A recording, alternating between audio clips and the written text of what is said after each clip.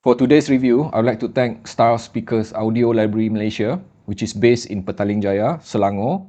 And I have these two in my hand, thanks to them, which is EPZ TP20 and TP30. So let's just have a look at the price for these two as advertised here on Star Speakers Shopee Malaysia. So as you can see there, right, for this EPZ TP20, the price start at 249 Malaysian ringgit, and the price for this TP30 is slightly higher at 356 ringgit. There comes in option. Inside the box, you're gonna find the dongle itself. Okay, one of them obviously gold in color, one of them black, and you're gonna get this USB Type-C cable and also an option to select whether you want to run on iPhone lightning cable. All right, constructed of metal, among the heaviest dongle which I have had the opportunity to try so far, because these two are super solid. Okay, so pretty much in terms of size and dimension, they are quite similar, right? Even the button itself looks similar, but there are of course differences. So let's just have a look at this one first. Okay, and as you can see here, like I mentioned, it is entirely made of metal. You have the typical USB Type-C female here, and this 3.5 and 4 mm balance jack here, and just two buttons here, which is serving as independent volume adjustment with 100 steps. Okay, and this one, which is TP20, using the same chassis with additional button here, three of them. So on top of this volume adjustment, you're also going to get this play and pause button. Okay, and on this side, a toggle for high and low gain. And again, of course, you're going to find those two ports here, which are 4.4 mm balance and 3.5 mm single-ended. So let's just have a look at the configuration itself, what's inside these two dongle. So as you can see here, this black one, which is the TP20, comes with Cirrus Logic CS43131. Yet again, another Cirrus Logic, which seems to be widely popular this year. And it comes with pretty much a basic configuration with built-in Cirrus Logic amplifier stage with the PCM resolution up to 384 and 32-bit, capable of DSD256. Okay, as for the power itself, surprisingly, it's kind of like, moderate, I would say, rated at 151 milliwatt per channel, even from the 4.4 mm balance, and pretty much equally moderate 125 milliwatt of power from the 3.5 mm single-ended. The power rating itself, as per expected, at around 4 VRMS for the balance, and the single-ended offer 2 VRMS. Okay, signal to noise ratio is super impressive at 125 dB from the single-ended and 130 dB from the balance port. Practically that is like, top tier sort of signal to noise ratio. And I always mention this, I'm repeating myself. Okay, anything above 100 dB of signal to noise ratio is already very silent, and this is definitely one of the most silent dongle you can expect in the market right now. Okay, but as noted there, the volume adjustment for this TP20 is not independent. So what does it mean? It means that when you connect it to a host, this will not operate independently. If you adjust the volume here, it will change the volume level on the host itself, like a remote control. Okay, and the output impedance, now I'm just going to leave it as it is because I am just simply quoting the manufacturer from the notes here. 32 ohm, that's really high, right? But I have no idea how to measure that, so we just leave it as it is. And I already mentioned, you have this high and low gain switch here, and also this pause switch. Okay, and let's just have a look at the next one, this gold bar here. Okay, so despite using the same chassis, what you're going to find inside is definitely different. Okay, you're going to find ESS Sabre ES9038Q2M, another very popular deck which has been used for quite a while already. In fact, one of the oldest, right, popular one in the market right now. And it comes with dual RT6863 amplifiers. All right, and the resolution is definitely higher because we are talking about 9038, which is running at 768 kHz, 32-bit, and capable of DSD512. Impressive at 270 milliwatt of power from the 4.4 mm balance, and pretty much moderate 125 milliwatt of power from the single-ended. So basically, we are talking about these two dongle. When running from the single-ended, both are equally powered. Okay, and of course, this also offer 4 VRMS from the balance and 2 VRMS from the single-ended. Signal to noise ratio, again, impressive at 122 dB. Very silent dongle as well, this one. And I already mentioned these two button here, independent volume adjustment. Again, I just not going to talk about output impedance there, okay? Because 32 ohm is somewhat really high. And the thing is that you can also change the impedance load by manipulating these two switches here, okay? I did mention earlier that this TP20 is Cirrus Logic CS43131, which means that it is pretty much identical internally with so many other dongles released this year. So, priced at 48 US dollar internationally, this TP20 competes directly with the likes of Moondrop Dawn Pro. And the reason that I am bringing up that subject because after spending quite a bit of time listening to this, it is pretty much certain one thing, at least from my perspective, from what I'm hearing, this is also identical sounding to Moondrop Dawn Pro. Okay, and by that regard, it is also similar sounding to many other Cirrus Logic CS43131, especially if they are running on close to stock configuration. I think it is becoming quite popular nowadays for us to see this CS43131 because it is probably one of the easiest and most readily available DAC in the market right now for manufacturer to just simply use a known, successful and workable solution for DAC and implement it into dongle form factor. Always the same sort of setup that you're going to see, like dual Cirrus Logic. And this TP20 together with Moondrop Dawn Pro, practically similar in many ways. They don't use additional amplifier stage, they just use the stock Cirrus Logic amplification stage. So the tuning itself, simply put, like I say, similar to Dawn Pro, which means that the dynamic presentation of this TP20, it is crisp, it is clean and smooth. And the dynamic extension itself very well extended. I would just simply say that, hearing from the lowest end of the frequency all the way to the mid-range, all the way to the highest frequency, it is very well extended, especially if you have something very resolving like this Atimotic ER2XR, which can reveal the sort of extension this TP20 can offer, which is impressive for the price asking. And again, the tuning aspect of it, just like many other Cirrus Logic recently, it is simply something which I would classify as being neutral sounding. So again, on the subject of being neutral, how do I know they are neutral? When I test it together with this Kinera Idun Golden, very flat sounding IM, and this Atimotic ER2XR, another flat sounding IM, my reference, I am not hearing any kind of coloration or boosting or any kind of enhancement to the sound frequency itself. I was able to expect the kind of sound which I consider as truthful to the intended output. Okay, so when it comes to technical aspect, you can rely on this TP20 to provide wide open sort of staging, again, which is something which is known for many Cirrus Logic dongle that you can see in the market nowadays. So, but the most impressive part about this TP20 is the usage itself. You see, this is where it differs from Moondrop Dawn Pro. Moondrop Dawn Pro, when attached to this phone of mine, which is Xiaomi Mi 90, running on 4000 mAh of battery, alright, it runs on 13 hours. It consumes the battery in 13 hours before it drains out. Okay, driving 32 ohm IEM, like my Tanjim Zero here, somewhere around. Okay, and this TP20, on the other hand, provide 15 hours before it dies, or even at around 4%. Okay, so that is super impressive. Somehow, I think this relates to the fact that I have shown you earlier, this TP20 somehow emits slightly less power when it comes to the output itself.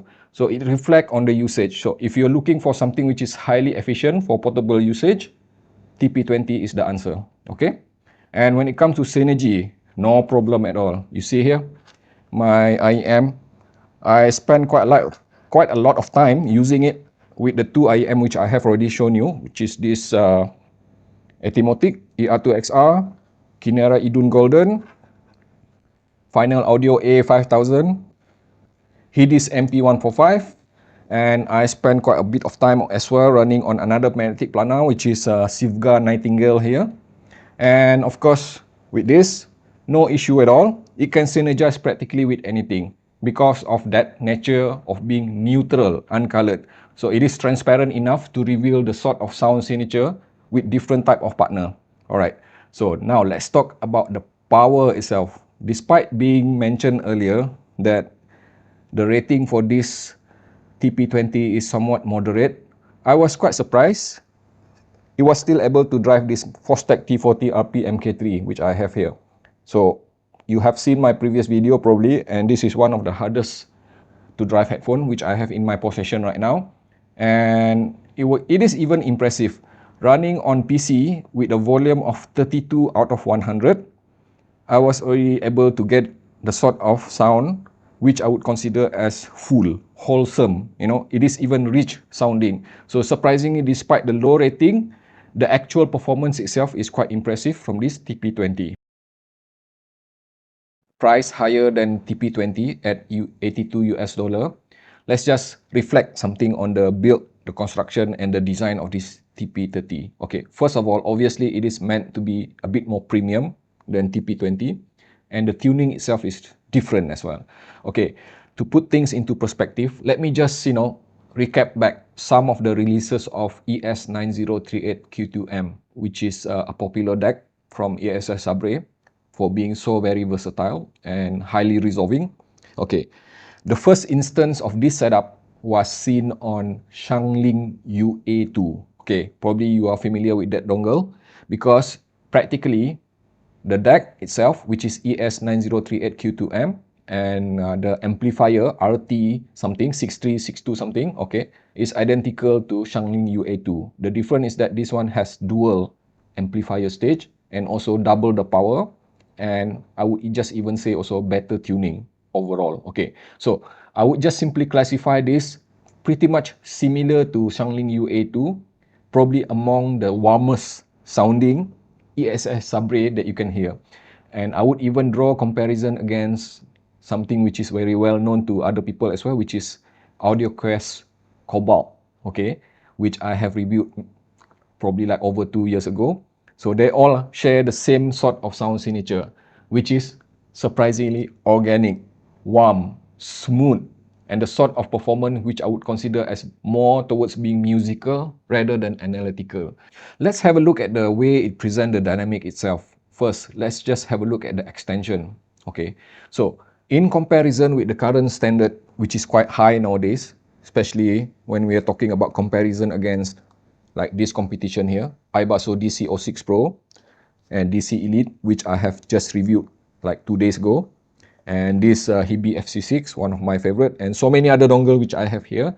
I must admit that the extension offered by this TP30 is something which I would consider as being moderate. It is well extended, but not to a point that being top notch. Okay, because I am hearing better extension from other dongles which I have in my collection, but it does not mean that it is outright roll off. Okay, but at least one very good thing about this is that, the improvement which I am hearing from this TP30 when compared against the predecessor like, Xiangling UA2, which practically use the same internal, right? This is definitely more resolving, more detail with the way it handles the macro and micro detail despite being smooth, okay, with the way it presents the sound. It is amply analytical, especially when I use it, with this highly resolving Kinera Idun Golden or even Hidis MP145, I was able to hear, a very smooth resolving presentation of the micro detail, the decay state itself, from the upper frequency to the lower frequency. It is just presented in a way which I consider as being very pleasant, almost AKM-like kind of presentation coming from ESS Sabre. Interesting, right? Let's talk about the sound stage itself, the way it presents the staging. And I must say that I recall that the many implementation of ES9038Q2M tend to sound tall but narrow, and I am happy to say that at the very least, this TP30 exhibits something which I consider as being a lot more open sounding. It is not exactly wide, but it is not narrow as well, But the key thing is that, the way present the spatial projection itself, it is holographic enough, and it is also spacious, a good sense of space, layering and separation. So definitely, depending on what type of partner you attach it to, this TP30 will not disappoint you on that element. When attached to my phone here, Xiaomi Mi 90, which is running on 4000 mAh of battery, this TP30 was able to score a respectable 11 hours before it ran out of battery on this phone. So I would just say that despite being shorter than TP20, which runs on 15 hours, this TP30 is no less impressive. Anything above 9 hours is impressive in my book, okay? And let's talk about synergy factor itself, okay? I did mention earlier that this thing is more musical and warmer sounding, but surprisingly, TP30 was able to synergize with many type of partner. So despite being warmer, it is flexible enough that I am even enjoying it the most when I pair it together with this Sivga Nightingale, the warmer sounding magnetic planar IM, which I have in my collection. I love it so much that I spent literally almost one day listening to both of them. Okay, lying on my bed and just simply getting myself immersed into the music. It was just so smooth, the kind of experience, listening to the music which I love, anything from jazz to rock to metal. It is just simply harmonious, flowing, smooth. Okay, the keyword here is smooth.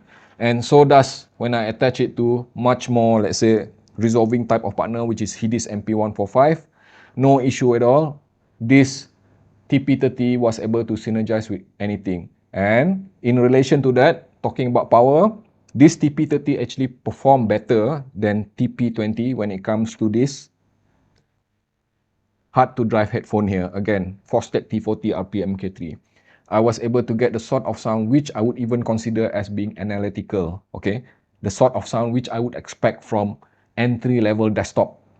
And the power itself impressive at 30 out of 100. So it is definitely more powerful than this TP20 because this TP20 runs at 32 out of 100 and this TP30 runs at 30 out of 100.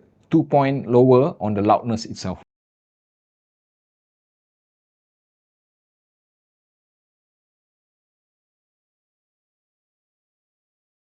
What you see on screen right now is a table of comparison and rating for this TP20 and TP30 against the rest of the competition in dongle madness. Okay, not all of them.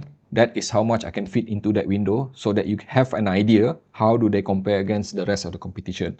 So let's just quickly have a look at this TP20. I already mentioned earlier, price at 48 US dollar, this thing practically competes one-to-one with Moondrop Dawn Pro, which is similarly priced as well. Similar internal, similar build and everything, with an exception that, they score identical on the sound department, which is 1 to 4, okay, when it comes to dynamic, tone and timbre, note weight, density, technicalities, identical. That is how I want to declare it, okay. But they do differ in the two section, which is power efficiency. This is more power efficient than Moondrop Dawn Pro, and also this is less powerful in terms of output itself when it comes to the specification, but the actual application is pretty much similar. And this one also offer non-independent volume adjustment. So factor that in. And also, I would even say that Moondrop Dawn Pro is lighter as well. And when it comes to this TP30, all right, it is another impressive dongle, which I would say that very well balanced despite being relatively defined as warm sounding. In comparison, I would just simply say that, for this type of sound presentation, you can expect it from the likes of, let's say, i5 Go Link, which I reviewed recently. It is not listed here. And also HIDIS XO. And also, I already mentioned Shanling UA2. Those are the type of dongle which I would classify as being outright warm sounding. Let's have a look at the Timbre Signature, or just simply put sound signature. As you can see there, this TP20, somewhere almost in the middle there, edging still closer to hi-fi, but I would just simply say it is still very well balanced when it comes to sound signature itself. And let's talk about this TP30. I already mentioned that this thing is warm sounding, okay? And by that reckoning, it is also analog sounding, on par to Colorfly CDA M1P, another dongle which I love here, AKM. So the best way to put this is that, among the many ESS Sabre which I have tested so far, this is the most AKM sounding sort of ESS Sabre, which is very surprising and pleasant to use. The way I look at it, it is a very positive thing happening in the market nowadays with audio gears, right? We are seeing so many great sounding audio gears coming at very affordable prices like this TP20 here. And even TP30, despite being priced higher, is still well under 100 US dollar. Yet the sort of sound performance that you're gonna get from these two is definitely on par to many other great offering in the market nowadays.